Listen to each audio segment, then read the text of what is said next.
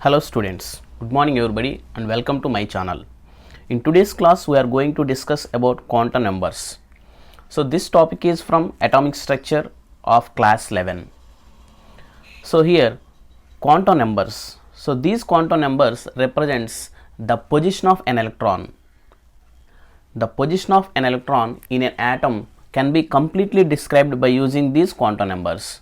That means simply these quantum numbers gives address of an electron. So the quantum numbers gives address of an electron, where the electron is present, in which orbit, in which subshell and in which orbital. We can identify the position of an electron. Okay, there are four quantum numbers like principal quantum number, azimuthal quantum number, magnetic quantum number and spin quantum number. So by knowing these quantum numbers we can identify the position of an electron in an orbit. Okay, so here before going to that we have to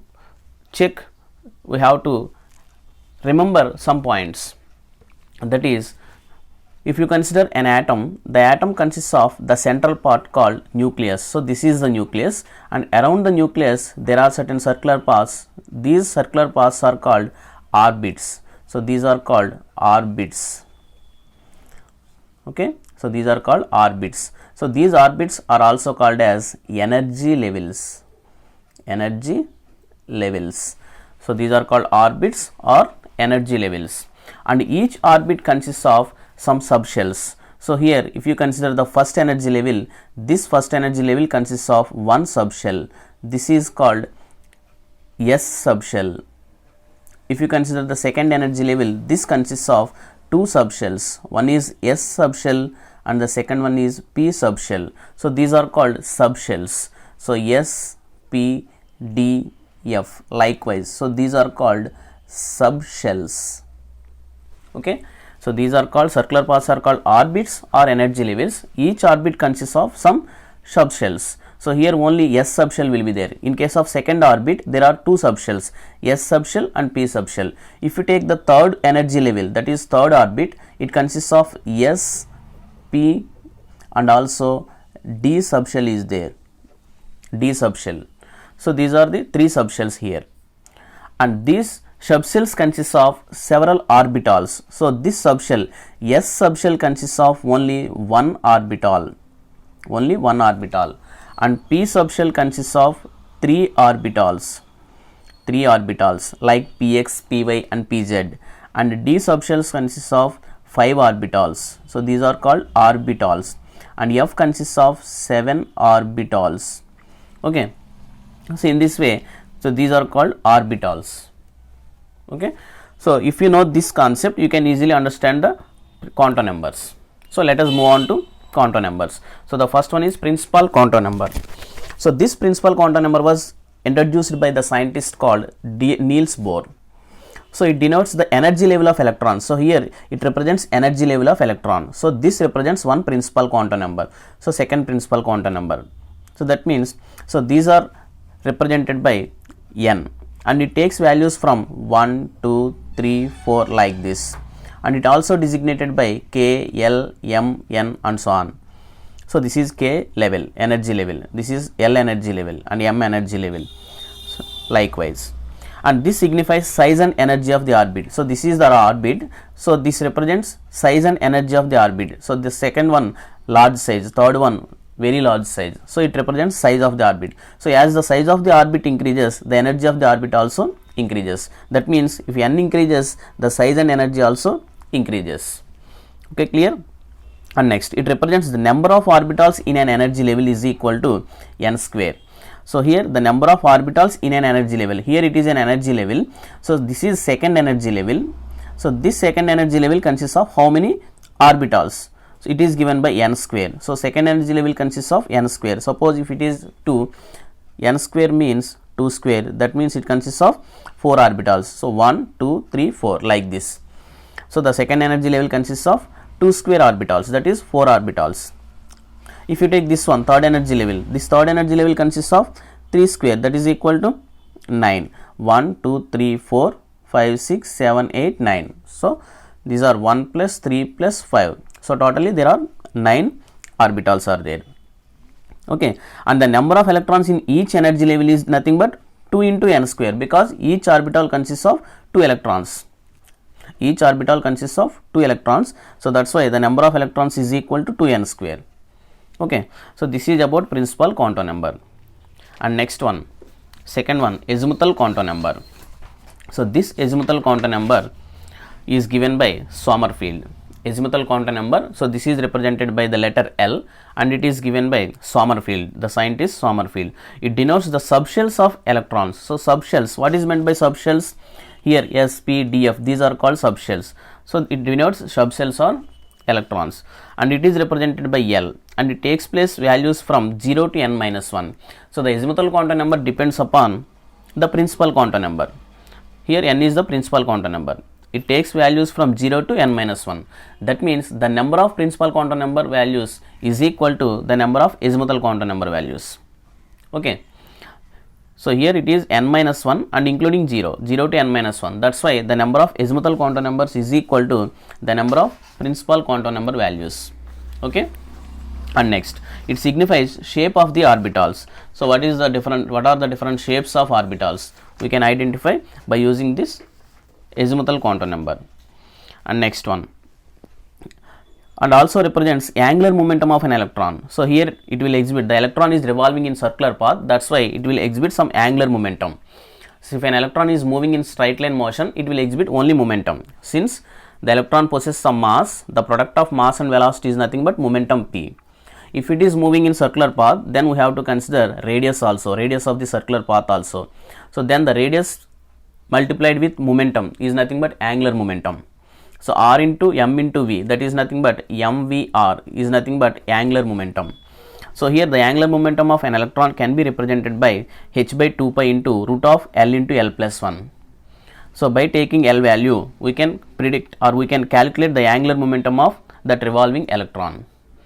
Okay, so this is about azimuthal quantum number, and this azimuthal quantum number signifies the shape of the orbitals.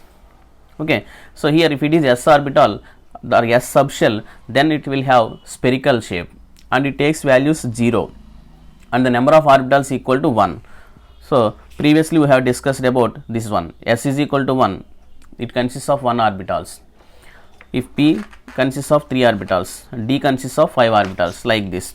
So here d consists of 5 orbitals, f consists of 7 orbitals.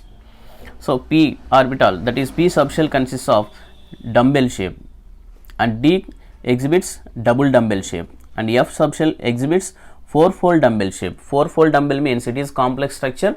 So simply we can say this is four-fold dumbbell or complex structure. So generally it exhibits claw shape. Claw means like just like this. This is the claw. Simply it exhibits claw shape. Okay. So this is about azimuthal quantum number. And next one, magnetic quantum number. This magnetic quantum number is represented by m and proposed by the scientist Landé. So Landé proposed magnetic quantum number, and it takes values from minus L to plus L including 0. So here it also depends upon the azimuthal quantum number. So the azimuthal quantum number depends upon principal quantum number, whereas this magnetic quantum number depends upon azimuthal quantum number L. So it takes values from minus L to plus L including 0. So the total number of values will become 2L plus 1. So 2L plus 1. So the total number of m values is equal to 2L plus 1. And number of m values is equal to the number of orbitals in the subshells. The number of m values is equal to the number of orbitals in the subshells. So suppose if you take p orbital, p subshell, this is the p subshell. This p subshell consists of px, py and pz orbitals. So here what are the m values here?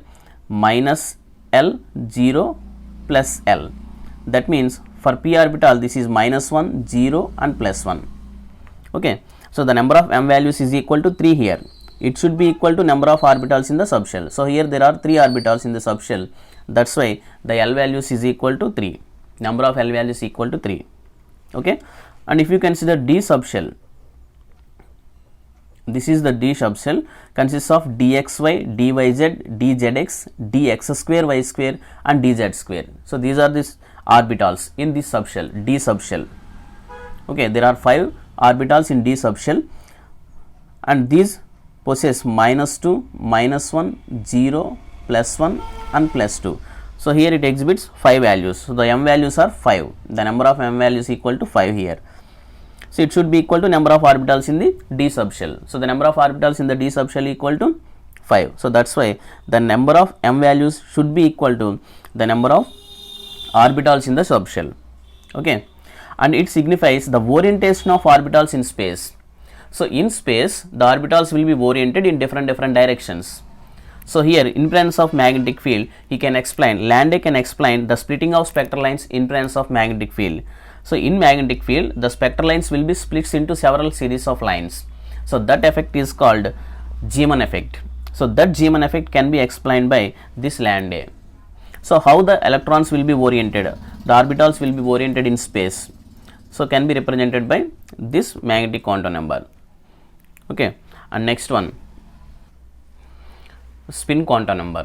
So here is the spin quantum number, the next one, and the last quantum number, spin quantum number. So it was proposed by Uhlenbeck and Goudsmit.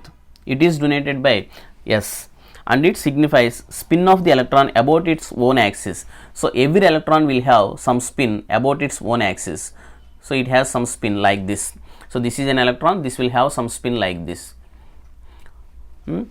This is called spin of the electron. So about its own axis it will have some spin. So the spin may be clockwise spin or anti-clockwise spin. That means it is clockwise spin and this is anti-clockwise spin. So it may be clockwise or anti-clockwise. So if it is clockwise spin, then it will exhibit plus half value. If it is anti-clockwise spin, then it will exhibit minus half spin. So the clockwise spin can be represented by upward arrow and anti-clockwise spin can be represented by downward arrow. So if you observe this in 3-dimensional orientation, so here it is in anti-clockwise direction. So the spin is in anti-clockwise direction. So it will be represented by minus half. Here the spin is in clockwise direction. So here it is plus half. Okay. So this is about spin quantum number, and only this spin quantum number, remember this point, only this spin quantum number is independent of other quantum numbers. So here the quantum number which possess fractional values, you have to remember these points. So the only spin quantum number is independent of other quantum numbers. The spin quantum number is independent of other quantum numbers. It is independent of other quantum numbers, and the only quantum number which have fractional values, is spin quantum number. The only quantum number which is independent of other quantum numbers is also spin quantum number. So you have to remember these 2 points. Okay. So now here is a question of the day. So please comment me the answer in comment box. So please write down the 4 quantum numbers for the electron present in 2px orbital. The first electron present in the 2px orbital. So what are the different quantum number values for 2px orbital? So the electron is present in 2px orbital, that is first electron. So what are the different quantum numbers? So please comment me the answer in comment box. Thank you. Like the session, share the session and subscribe to my channel, and don't forget to tap the bell icon. Thank you.